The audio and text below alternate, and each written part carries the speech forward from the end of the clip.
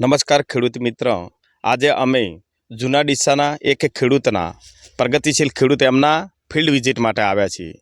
મિત્રો, એમને એપલ 37ની મગફળી વાવી હતી.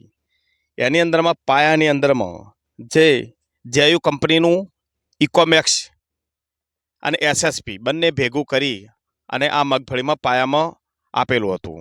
ત્યારબાદ મગફળીના 60 થી 65 દિવસના અંતરની અંદરમાં અહીંયા જેયુ કંપનીનું જે જેયુ પોટાશ, આ જેયુ પોટાશનો એને ફુવારાની અંદરમાં આપેલું હતું.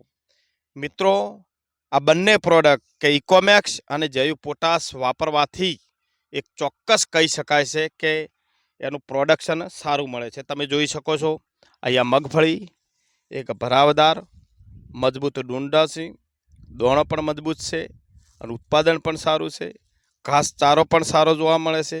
મિત્રો, દરેક ખેડૂત મિત્રને અમે પણ ભલામણ કરીએ છીએ કે પાયાની અંદરમાં મગફળી વાવેતર કરતા વખતે પાયાની અંદરમાં જેયુ કંપનીનું ઇકોમેક્સ અને 60-65 દિવસની અંદરમાં જેયુ પોટાશનો ઉપયોગ કરવાથી તમને ઉત્પાદન સારું એવું ઉત્પાદન મળશે.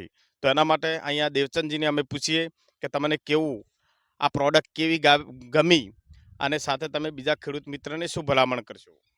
પ્રોડક્ટ સારી ગમી. બરાબર. તો પાયાની અંદરમાં શાનો ઉપયોગ કર્યો તો તમે?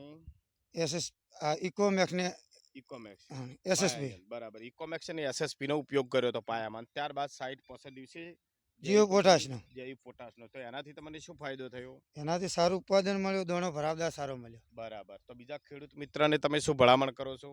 આ પ્રોડક્ટ સારી છે, વાપરવી જરૂરી છે. બરાબર. ખેડૂત મિત્ર પણ કહી રહ્યા છે કે આ પાયાની અંદરમાં જેયુ કંપનીનું ઇકોમેક્સ અને પોટાશનો ઉપયોગ કરવાથી તમને ઉત્પાદન સારું એવું ઉત્પાદન મળશે એવું ખેડૂત મિત્ર કહી રહ્યા છે. જય હિન્દ, જય ભારત.